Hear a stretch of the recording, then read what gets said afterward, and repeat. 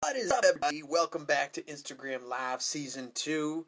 Today we have Hinder, founding guitarist, man, going on. I've been a fan for this band, I don't know how many years now, 20 years or so. So I'm very excited to welcome Joe here. And he's been playing guitar for a lot of years. Hey, what's going on? How you doing there? Everybody tuning in and tuning in later, feel free to tag us in our comments. And we'll get back to you, all right? And we'll do all those good things. If you want to see other interviews, make sure you check them out on my YouTube channel and this Instagram account here. So what's going on, everybody? What's up, Ryan? Ryan says Hinder is his favorite band. Yeah, it's one of mine too, man. One of mine. I'm just gonna send the old invite to Joe here.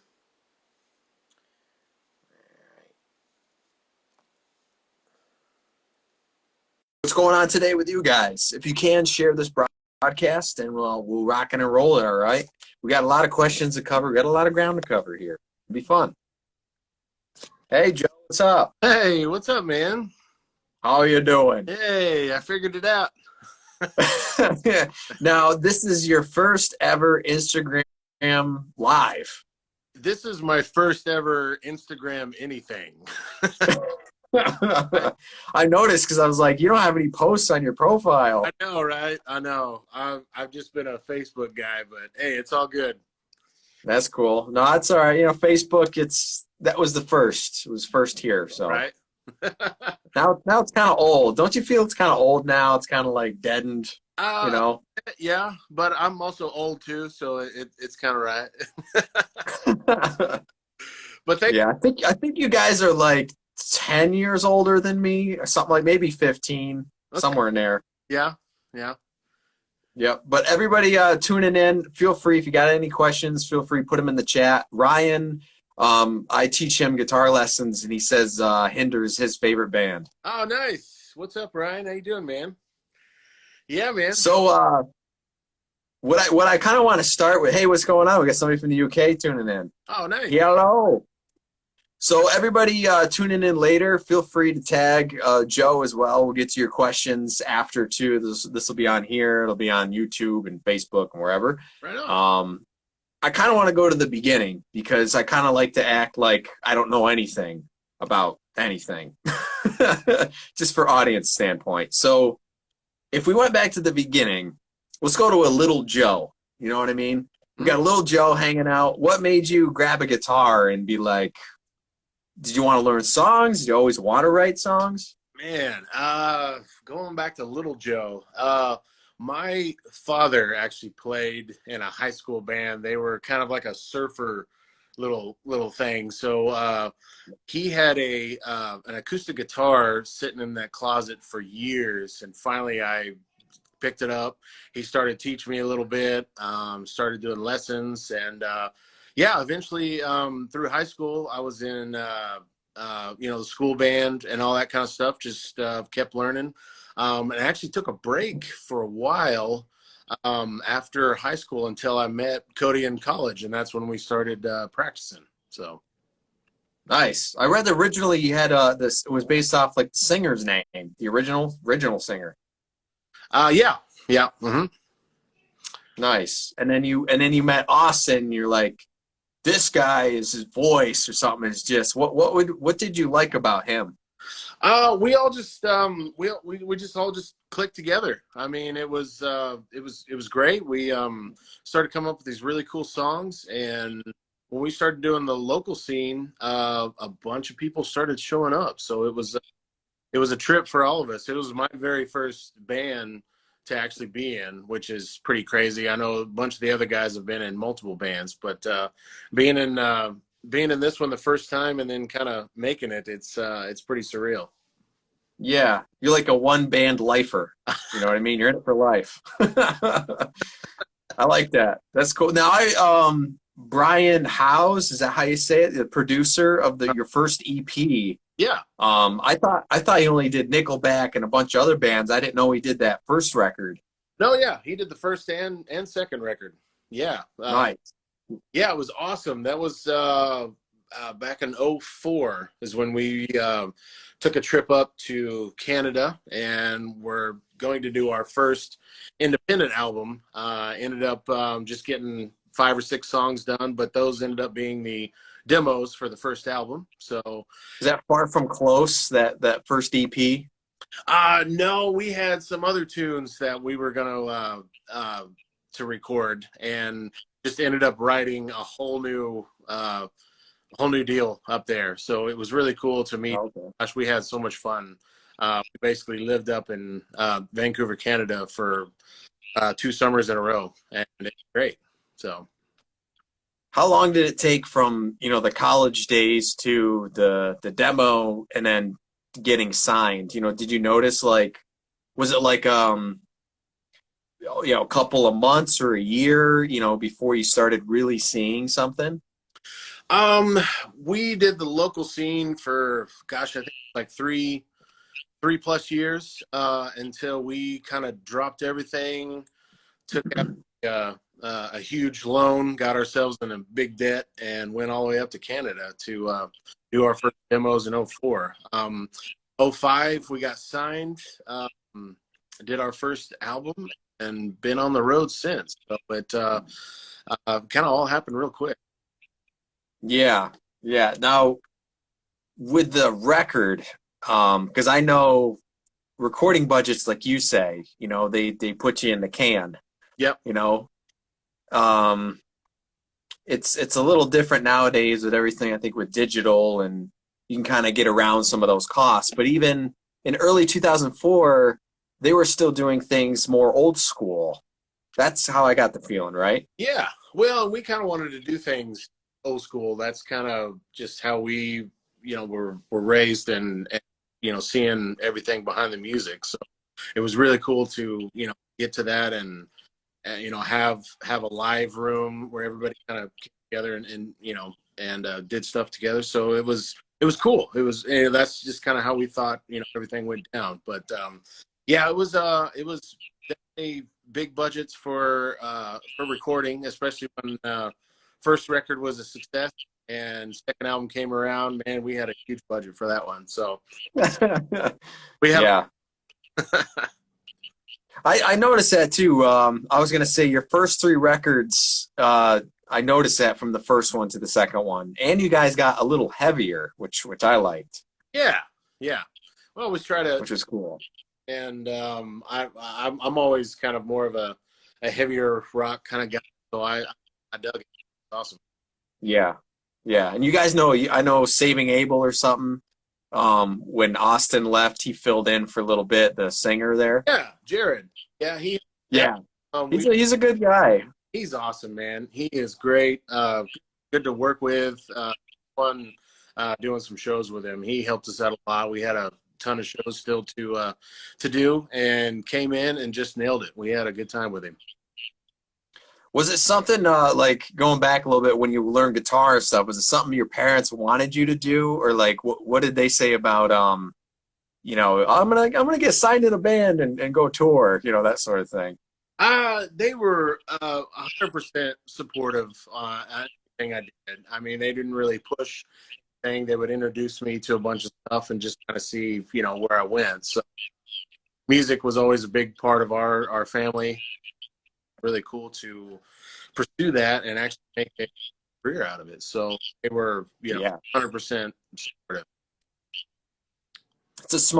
I think it's definitely a small percentage of people that take that leap to go that far, right? And then get into, the hands of those right people to have that chance. Yeah. But I think I want to get into it a little bit later, but do you think 20 years ago it was a lot easier to get signed to the route that you guys went based off of the music and some of the shows, because it still had that old school quality of the music is good, we will sign it. There was no Spotify streams or any of that, baloney. I know it's hard to say, man. It's like it was a little difficult and a lot of luck on our side getting signed ourselves, because we went all the way to Canada on a tight budget, and ended up getting signed because of Universal hearing song over the phone when they called into the studio. So it was like, I mean, I don't know how easy that is or not. I mean, I consider that pretty lucky. Um, Yeah. I mean, there definitely wasn't a whole, huge social media platform now. And I don't know if that helps or not. Just saturated with people trying to make it. But, all Yeah. best of luck to everybody. Keep after it. Yeah. Do you think your view has changed on that? Like, do you think it's gotten worse? You know what I mean? Like, I mean, the industry wise? it's depressing that no one goes out and buys a physical copy anymore, and all that. Everything's it's not even like about buying singles anymore. It's all just streaming now. So it's Yeah. it just takes a lot to adjust each year on how to get the music out to people and what how they listen to it, and Yeah. definitely does take away from sales and all that stuff. But touring has always been our kind of bread and butter. It's just Yeah. You guys never stopped, really, from what I know. yeah. It's been a little fuzzy the last 16 years now. Yeah, it's crazy to think about. Yeah. How did COVID affect it? Because I don't know if you're already in a break mode or something like that, but It affect uh, a lot. yeah. It's been really weird this last year and a half, which is I think it's already been over a year. We've done pretty much 5 shows, uh, just over a year. Weird, not the other guys, just not being out there and doing it. We're having to find side projects and stuff here at here at home, and it's been crazy. On the other hand, it's been great to kind of catch up on family and friend time here, but it's weird. Yeah. Yeah. It's new, and it's been a lot to kind of adjust to this new thing now. That's what I thought is I know like some of the bands they go, really we've been on the road for the past 30 years. We've never been home for a year, like ever, like a full year. And they're like, they're spending more times with their families, but they're like, I don't know what to do. Yeah, You know what I mean? It's like that was the way of their life, and then being home like a lot of people do is totally foreign. no, it's true. It's true. You kind of get that, that tour life and that mode going. And when you come home, it's kind of like a vacation until all of a sudden you're home Yeah. all day, every day. Yeah. Like, oh, what do I do now? We got a fan page of Hinder in here. It says, any new music coming soon? I'm sure we'll get to that in a little bit. I'm sure they got some new music coming. Yeah, And I August, in some shows. yes. Big day today. We actually just announced our summer tour. So go on to all of our pages and check everything out. Hope to see everybody at a show soon. I'm pretty pumped. I'm excited, man. We're ready to go. I seen the drummer of Small Town Titans goes, I got a phone call saying they want me to tour with them in August here. He goes, I'm excited. Ah, nice. That's So awesome. that's cool. Yeah. So how do you go about, like, all right, you got a tour, whether it's a mini tour or a longer tour. How do you guys pick your openers if you're not playing with another headliner? It usually varies. I mean, just who's available, what would make sense, for our runs, the area we're in. Yeah, different Yeah, regions. yeah, it's a lot of variables. So we kind of get presented with a bunch of options and just kind of pick and choose what will make sense and what will get everybody going before we go on. So it's Yeah. it's kind of a process, but we're always excited to see new bands come out with us and check them out. So Yeah. I think it's your manager there, Jason. Oh yeah, Is that Jake, his name? our social media guy. Yeah. Yeah, yeah, he's been nice. He managed Kat Dale, and I interviewed her last year too. He's been Oh, throwing me some artists. So, but I go, because I told him, I go, oh, you and Cody are on my list, man. I got to interview him someday. nice. So what about those guitars there behind you? What you got going on? What do you like to play? Yeah, that's my little wall of Paul. I'm a Gibson guy, so I Okay, okay. play Les Pauls, but I've got somewhere 30, 35 guitars, something like that. So yeah, it's been a collection over the years, but my go-tos are always Gibson, especially Les Pauls. Yep. How do you maintain them? Do you have a guy that you're like, here's all 35 of my guitars, go at it? Yeah, I totally have a guy that comes to my house and no, most of them I think have about an inch of dust on them right now. But now we'll when I start practicing and getting everything going again, I'll take care of it. We'll be good. There you go.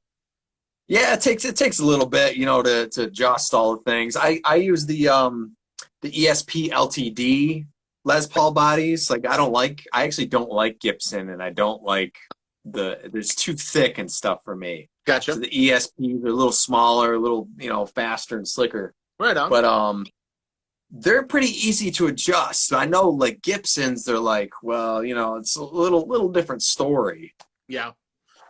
Yeah, I Do you love it. I mean, gosh, it's such a classic guitar, and when you get that right one that was, made perfectly, the woods set great. I mean, I just love it. I can't get away from them, and I've gotten such a awesome relationship with Gibson. They've treated me just to the highest respect ever since we've hooked up. So it's been great. yeah.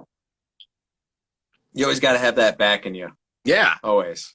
Do you for your music videos, do you use the same guitars like studios or live, or you just have like guitars for it that look cool? Or Gosh, it kind of depends. I guess I'm trying to think back to some of our videos. I've definitely used several of the guitars in the videos live. So really just okay. I've brought a few, or there's already been some props there. Actually, what's funny is our very first video, Get Stoned. I don't know if I have. Oh, I think I have it up here. They sent me we were supposed to do a scene where we were gonna smash a guitar, and I was just sent me just a crappy one, whatever. They sent me this beautiful standard Les Paul, and it worked, and I was like, I can't smash this is crazy. So I ended up not doing the scene, and I ended up keeping it, and now I play it on stage, and it's been great. So I kind of got nice. Free guitar. Nice. Did you smash a guitar in the video though? No, we ended up just kind of doing that scene and doing something else. So yeah, it's it was pretty cool. There was just no way I was going to smash this beautiful Les Paul. So I'm glad it worked out. I don't blame you. I don't blame you. I'd be like, hey, it's, I don't know.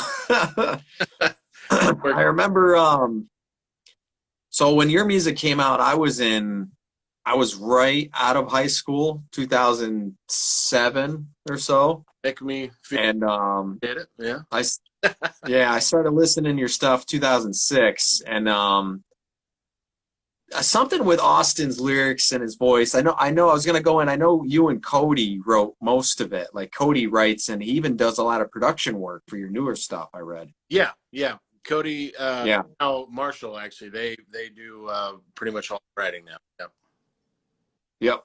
And he's got his own studio and all that stuff. So you do a lot of it in-house, the last couple records with Marshall? Or I think ever since All American Nightmare, everything has been all at Cody's house, and gosh, it's been probably the best investment we've ever done. Yeah, pretty much. They're able to just stay in there, write just kind of whenever they want to, and it's just been kind of like a free studio to us. So Yeah, it's Yeah. been great. We've had a lot of good times in there. That's what I had to do. It's the budget. I'm like, I can't keep spending this for every song. You know, I admit I can't spend 4 grand a song to get 4 grand done for a song. You know what I mean? No, I get. And but you have to understand all that stuff too, and it is really tough. You know, if you don't have an ear for it and mixing and all that, it can be, you know, you're forced to hire people. Yeah, absolutely. Yeah. But Yeah. yeah, man, the money, I tell you, since I started that, I have not been in debt recording wise since like 2014 or something like that. Okay. Nice. I'm with you. Yep. I feel it. Yeah. Totally get it, man. Yeah, it can get expensive. So the more you can do on your own, that's more power. Yeah. It's cool though because you can have other buddies and stuff play little things and send you files and come over, and you know, it's not like a set thing where, you know, we got this time and we only got this time to do it done and nobody else can come over and be a part of it, you know. Yeah, there's zero pressure, zero time, you know, just to be able to just, you know, relax. You know, if you're not feeling it that day, we can take the day, you know. Yeah, that's the best part about it. And I know Cody and Marshall have done a bunch of side projects in there too, so it's really worked out for all of us. Yeah. Dangerous Hippies, give a shout out, right? Yeah, that's right. Yeah. I was going to interview them. They were really busy, I guess, last year or something too. Oh yeah. But Cody, I will be after you. Nice. You see, I've never met him. I don't really remember. I met you guys in like a lineup with the All American Nightmare, and I got the CD signed, right on, and stuff. But it was, I remember, it was solid. Like, because I was used to watching bands like Alter Bridge and Megadeth, where there was a lot going on. Okay. So you guys were the first, like, almost like Buck Cherry type influence. You know what I mean? Gotcha. And it was to play something so solid that sounded like it's hard rock, but it's rock and roll. Yeah. You know what I mean? Yeah. Thanks, man. Yeah. No. Did you get that from your playing? My guess is, since you're the guitarist, that comes from you. A little bit. No, it's we didn't want to, you know, really complicate, you know, a whole lot. We really just wanted to pretty much tell a story, you know, each song and melody. You know, just have something to groove along with. You know, you get too complicated, you know, the chicks aren't going to like it either. So yeah. Yeah. How'd you get your nickname? I'm curious. Oh man, that was there's a lot of rumors going around, a lot of stuff like that. It's a childhood nickname that I got, and it was actually Brian Howes that absolutely loved it, and that's how it stuck. So now I've got it tattooed on my arm and all everywhere. Yeah, it's pretty. The record's set straight right here, folks, from childhood. Yeah, that's cool. A lot of other people speculate on how else I got it, but yeah, we'll go with that. I do that a lot. A lot of people I know, I'll make up nicknames and stuff for them. I've got a friend, I call him the Gov for years. I go, the Gov, he's the Gov. Yeah, nice. Ends up becoming a part of you. It's kind of weird, like, especially one that sticks, and you're like, right. Well, we have nicknames, I think, for every guy, and then it kind of goes off from there. Shorten or twist it around, and so by the end of it, it just gets chaotic. Yeah. Nice. What do you think of some of the younger rock bands coming up, like Greta Fleet? I don't know the names of all of them, but there's these like 19-year-old, and some of them are family groups coming up and doing like you know, like the Led Zeppelin, and then they're doing the Ronnie James Dio stuff. They're totally like 80s. Yeah. What do you think of all that? I've listened to just a little bit of it. I don't know the background a whole lot on a bunch of new bands, but it's great to see, you know, the I guess kind of the old school, you know, rock still trying to come out and kind of modernize it and, you know, kind of make it their own. So I say say rock on. Bring it on. We always need new tunes coming up, so that's great. Yeah, you kind of got to keep it alive too, and it's like because AC/DC obviously considered classic rock, Yep. and you're like, well, we sound like AC/DC, so would you be a classic rock band even Right. though you're a modern rock band? Right. Yeah. There's a dilemma. Yeah. So when you're not doing Hinder stuff, have you played on other things like non-Hinder records and things? We've not a whole lot. Cody, Marshall, and Mike and I, we've all actually been in a little country side project that was, gosh, already years and years ago. But was that acoustic? No, it was a full band. So other than that, man, that's been about it for me. I haven't really got into any other side projects or anything. So nice. So I didn't know if you did any studio work, that kind of stuff. No, not so much. That's more been Cody and Marshall kind of side of it. Yeah, I just been doing other projects and being a dad. So there you go. Yeah. How many kids you got? I've got one and a second one on the way, actually coming in. Oh, nice.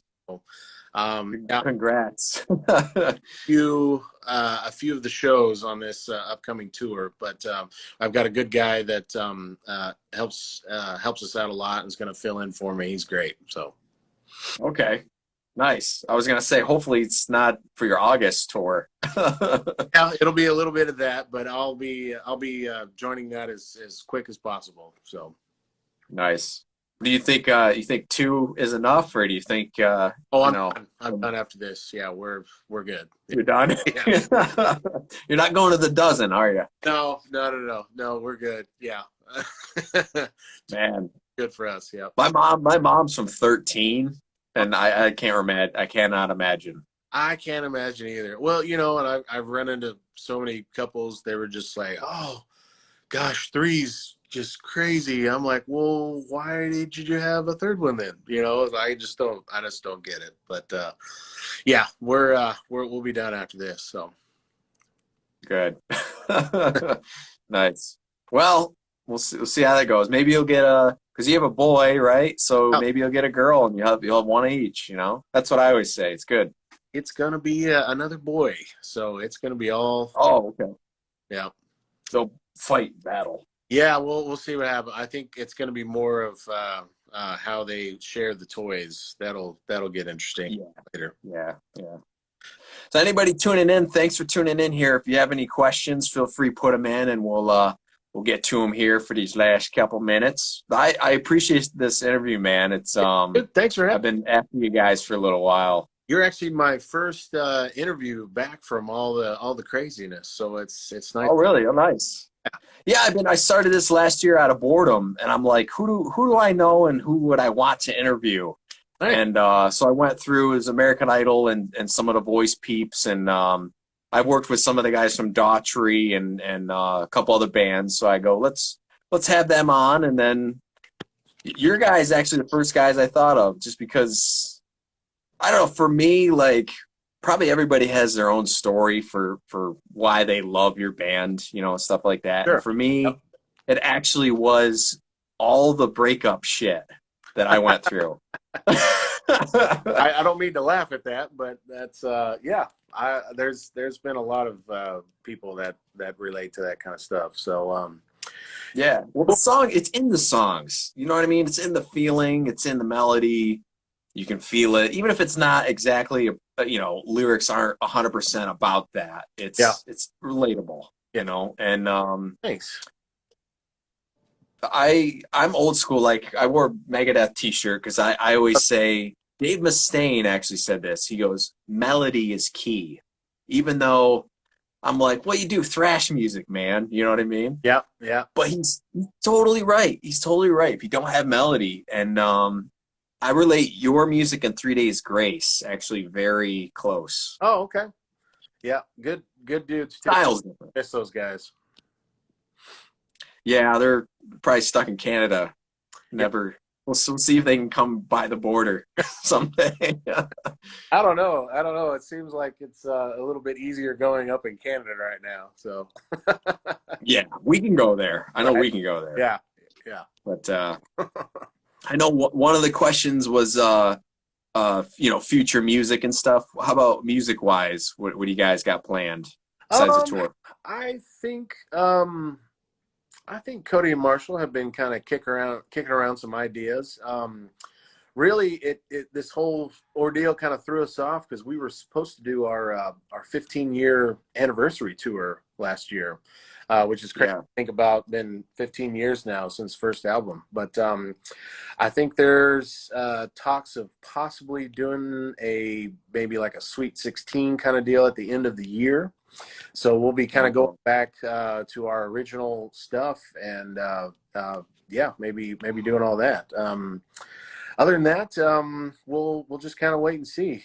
That's the beauty of kind of having our own studio. We can just kind of pop in and out whenever we feel like there's something going on. But Yeah. other than Nobody's that, making you do it. yeah, yeah. Other than that, I think we're just super excited to actually like physically see each other again and start jamming out and get out on the road and playing some shows. So I just can't wait to see the reactions and everybody coming out and having a good time and seeing new faces again. So Yeah. Definitely. If you guys are around August, make sure you grab some tickets. yeah, And absolutely.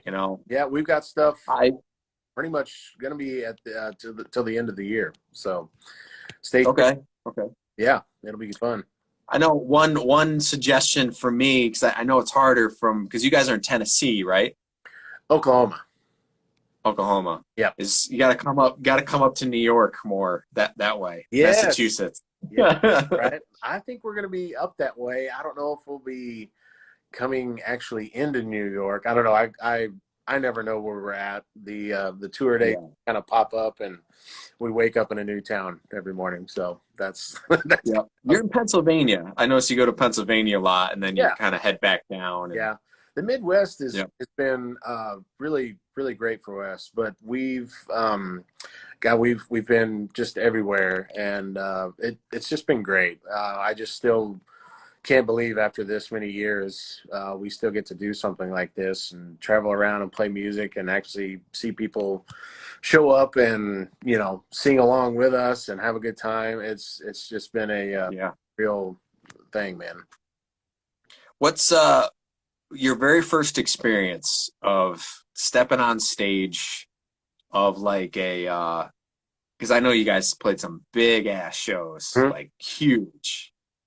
What was that like for you? Like, were you ready? Did your heart skip a beat? You know what I mean? It's not really that different from how I feel playing today. I still get nervous. It's a crazy. Oh, do you? Okay. Um, alcohol helps a little bit with that, but Yeah. it's crazy. I just at first we were just young and it was just like here we go, like just strap in and let's do this thing. But yeah, it's really not that different from playing now. I still just kind of get nervous, kind of just hoping to entertain everybody and not mess up. Is it a nervous feeling of like because I kind of know what you mean. Like I just want to do it, so I end up getting nervous, but I'm not actually nervous to play in front of people. You know what I mean? Yeah, it's crazy. I sometimes I'm super comfortable. It just kind of depends on the crowd. If they're just rowdy and into it, we'll get more into it. It varies. If it's a massive crowd or just a small intimate setting. I don't know. The venue. Yeah, it just kind of varies. But again, it's just awesome to be able to continue to do this. So. One of the questions on here was, what's your favorite song? Favorite song. That's a tough one. Right now, I enjoy playing King of the Letdown live. But I still Get Stoned is usually still a fun one to the Good one. Show and I everything. like Two Sides of Me. I love that song. It's heavy. Yeah, yeah, that's a good one too. I love a lot of the heavier stuff for sure. Yeah.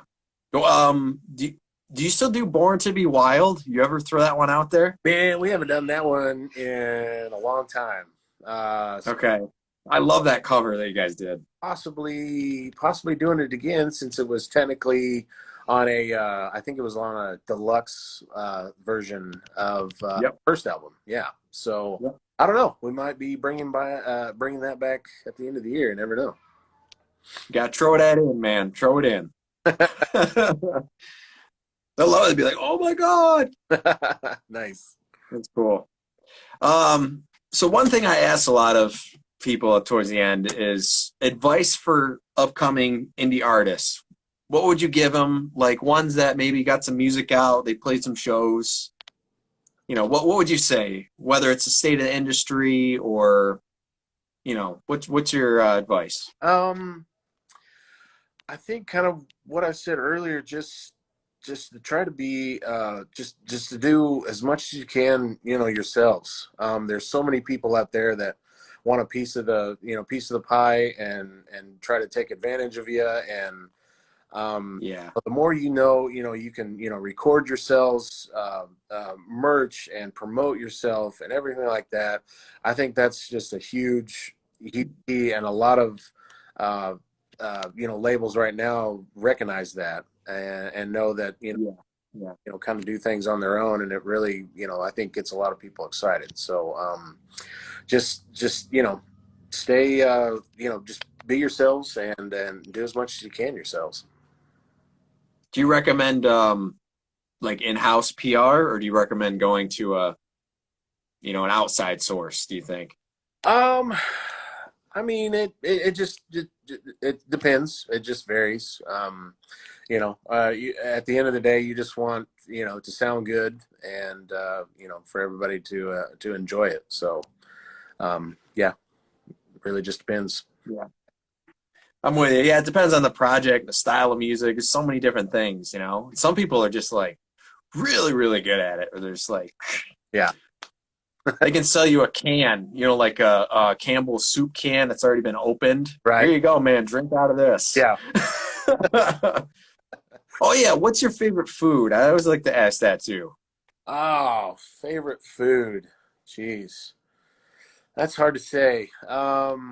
Man, I'm a huge fan of sushi. But Okay. I mean, I can't get away for some, a classic, some pizza or something like that. But we'll go sushi. Sushi? Okay. Pizza my favorite. I can't eat sushi. Really? No. Yeah, Yeah, I don't know. I had seaweed wrapped in chicken once, so like I like it, but that's as far as I go. yeah, gotcha. Yeah.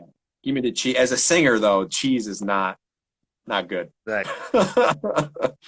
But hopefully I'll see you guys on the road someday. I'd love to do something with you guys or something someday, but even seeing you in concert again would be cool. Yeah, man. Yeah, I would love it. I would love it. Again, we're just so stoked to get back out on the road and play some shit. Yeah. I'm super excited. Rock on. We'll get all those guitars fixed and worked on, all right? Got And it, keep buddy. rocking it. Will do, man. I appreciate it. Thanks for. Well, everybody tuning in, comment afterwards. You can tag Joe. We're going to be on Facebook, Instagram again, and all those good places. We're going to YouTube it up. We're going to do things. This is season 2. I appreciate everybody tuning in, and the replay factor is thank you guys for that.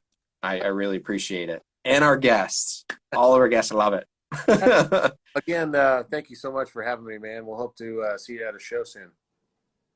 I appreciate it. Yeah, anytime. Keep rocking, guys out there, and I appreciate it, man. You're very humble. Awesome. Thanks, man. Rock on, dude. See you later. You too.